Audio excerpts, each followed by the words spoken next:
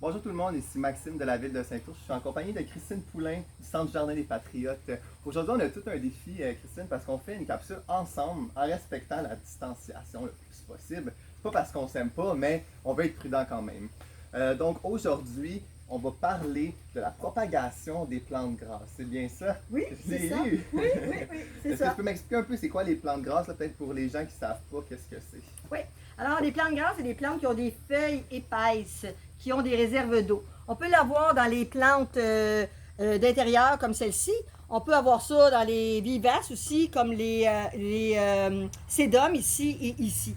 Donc, les plantes grasses, aujourd'hui, c'est pour, on va bouturer des feuilles de plantes grasses. Pour bouturer les feuilles, il faut les laisser sécher. Très important. Moi, je suis persuadée que, je vais te demander, Maxime, je suis persuadée que je dois avoir des feuilles de tomber dans le fond de mes pots là, qui restent de plantes grasses. Tu veux aller voir? Oui, bien sûr. Dans ce temps-là, moi, je vais vous parler des pots. Alors, idéalement, il faudrait que les pots aient des trous. Parce que les plantes grasses n'ont pas besoin d'avoir beaucoup d'eau. Alors, si vous arrosez trop, ben, l'eau, elle va sortir. Si vous mettez une soucoupe, ben, il faut absolument que vous enleviez l'eau qui est tombée dans la soucoupe, tout le temps.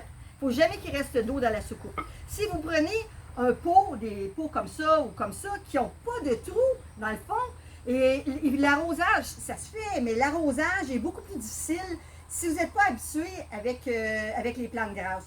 Il faut dire que les plantes grasses, ce sont des plantes qu'il faut négliger. Il ne faut pas trop les aimer. Si vous les aimez trop et vous les arrosez trop, ils vont pourrir. Donc, il faut les négliger. Ce qui veut dire que si vous avez pris un pot comme ça, puis que vous avez arrosé, puis qu'il reste de l'eau dans le fond, bien, ils vont pourrir. Si vous prenez un pot comme ça, vous pouvez mettre un peu de pierre dans le fond.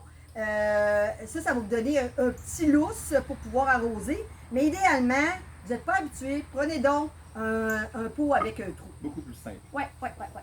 Alors, J'ai trouvé les fameuses petites fleurs. ben oui, avec un petit peu de terre. Un peu de terre, donc Ouais. ils ont tombé par elles-mêmes.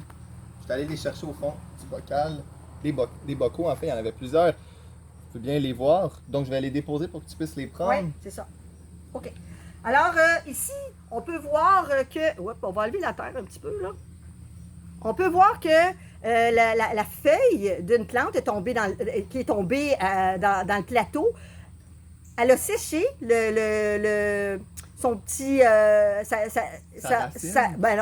le fond, où est-ce que ça s'attache à la plante? Ça l'a séché et ça l'a fait des racines. Là, on n'a rien fait, là, c'est pas arrangé avec le gars des vues, là.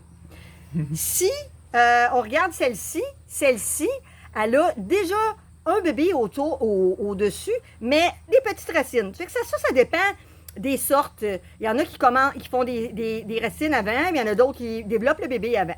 Si vous remarquez, la feuille, elle commence à ratatiner. C'est parce que la mère, on va dire que la feuille ici, c'est la mère, elle donne son énergie à son bébé, puis elle, malheureusement, ben, elle va mourir. Je vais te demander de mettre des pots, de mettre de la terre dans les pots, Ben s'il oui, te plaît. je peux bien faire ça. Donc, oui, J'allais dire, il faut bien peser sur la Ouais. terre. Je ne ferai pas la même erreur deux fois. ouais. Et Et voilà. pendant que je vais faire ça, je vais te demander de remplir celle-là aussi, Oui. tant qu'à faire. Alors, c'est vraiment pas compliqué. On n'oublie pas, on néglige. Si vous arrosez trop, ça va pourrir. Alors, vous voyez les racines? On les plante en contact avec le sol, comme ça, comme ça, comme ça. Ils vont, les racines vont se développer puis ils vont s'en aller dans le sol. Bon, la terre, le terreau qu'on a utilisé, c'est du terreau pour plantes tropicales ordinaires. Moi, j'aime pas avoir un paquet de terreau, un pour les cactus, un pour ci puis un pour ça. Fait que j'ouvre un sac puis je le prends. Mais par contre, il faut gérer l'arrosage. Ce qui veut dire que ne faut pas laisser sécher complètement extrême, comme ici. Ici, là, la terre est décollée du pot. Ça, c'est trop. Mais c'est pas un problème comme tel, c'est une plante grasse. Est-ce que tu es capable de nous donner juste une fréquence à peu près d'arrosage, une fois par semaine, une fois 2 semaines? À l'œil. À l'œil, fait qu'il n'y Ouais. a vraiment pas de temps là. Non, C'est quand que tu vois ça que dépend de la température, c'est ça, ça la dépend chaleur. de plein de choses Ok. aussi. À l'œil, quand tu vois que le sol il a vraiment changé de couleur, ben, on arrose. OK. Alors, si vous avez laissé sécher puis ça l'a décollé comme ça, mais ne paniquez pas. Vous mettez un pot de margarine, la grosseur, selon la dimension de votre pot. Vous laissez tremper le pot dedans. L'eau va incorporer, il faut que ça rentre, il faut qu'il y ait de l'eau jusqu'ici. L'eau, elle va rentrer, ça va faire des bulles, jusqu'à temps que ça ne fasse plus de bulles. Quand ça fait plus de bulles, ça veut dire que le sol a tout absorbé.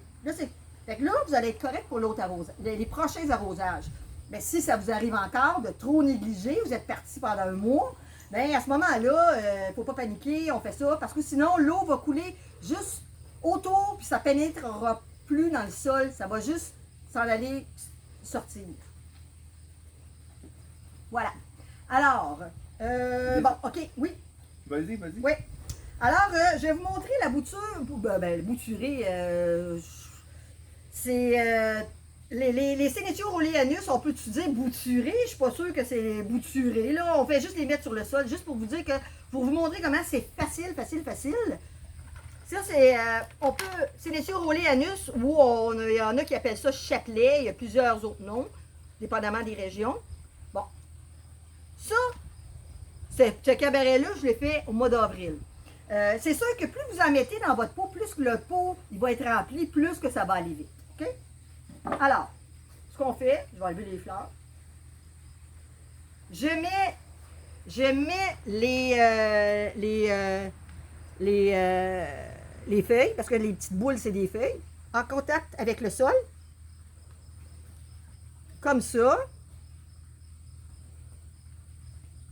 Comme ça. On roule autour. Plus on en met, mieux que c'est. S'ils ne sont pas en contact avec le sol, ben on met un petit peu de sol dessus pour le faire tenir. Pour qu'il soit vraiment en contact. Ça va se développer tout seul. Ils vont s'arranger tout seul. Ça va faire ça. Vous allez pouvoir faire des jardinières, des jardinières suspendues. Ça, c'est des plantes idéales pour ceux qui partent souvent en vacances ou qui oublient d'arroser leurs plantes.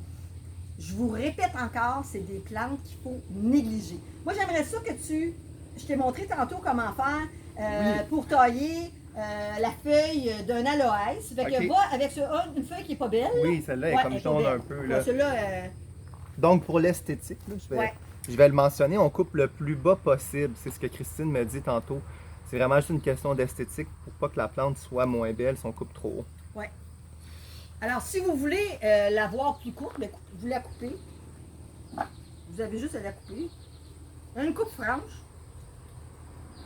Si vous voyez ici, c'est comme une gelée, hein? L'aloès, c'est tout gluant. Donc, il faut que ça sèche. C'est bien important. Vous laissez sécher, là. Vous laissez sécher comme ça, sur un comptoir, sur un essuie-tout, dans une assiette. Quand c'est bien cicatrisé, vous allez pouvoir la planter, mais vous allez la planter comme ça. OK, vraiment à pic. Elle, oui. Ta plante à pic. C'est pas de l'autre sens, c'est vraiment le bout ouvert dans la terre. Oui. Parfait. Celle-là, c'est comme ça. Oui. C'est extrêmement simple. Je vais faire un exemple ici, avec ça ici. Le temps que tu parles, je vais le faire. Je vais parler bien devant. sûr. Donc, les plantes grasses, c'est extrêmement simple. Si vous êtes débutant en horticulture, c'est l'idéal. Pour une plante d'intérieur, pour des arrangements, on fait des arrangements. Ça aussi, c'est des arrangements que j'ai faits au printemps. Ça devient très, très, très dense. Vous pouvez mêler des vivaces avec des plantes d'intérieur. Vous pouvez... Puis ça, si moi, sont encore ici, ils ne sont pas vendus, je rentre ça dans la boutique à 5 degrés. C'est pas beaucoup, 5 degrés, là. Et puis, je mets des lampes, évidemment des lampes exprès pour les plantes. Et puis, au printemps prochain, moi, je sors ça, je mets ça dans les serres, et puis j'y repars, puis j'ai les boutures, et puis c'est vraiment, vraiment très, très facile. Là, vous n'avez plus de raison de ne pas avoir de plantes d'intérieur ou de ne pas avoir de Même moi, repos. je pense que je vais m'en acheter, je vais commencer à le faire. C'est trop facile. Je n'aurais peut-être pas dire ça, mais vous n'avez même pas besoin d'en acheter. Vous les recommencer à chaque fois, à chaque saison.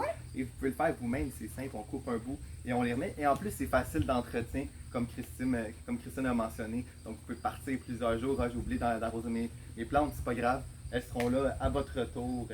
Donc, est-ce que tu avais d'autres choses à rajouter pour nous? Mais non, mais je vous conseille fortement d'essayer ça. Essayez-le. Moi, je le fais promis. Je le fais promis. Je suis persuadée que vous allez réussir. Je vous remercie d'avoir été avec nous aujourd'hui.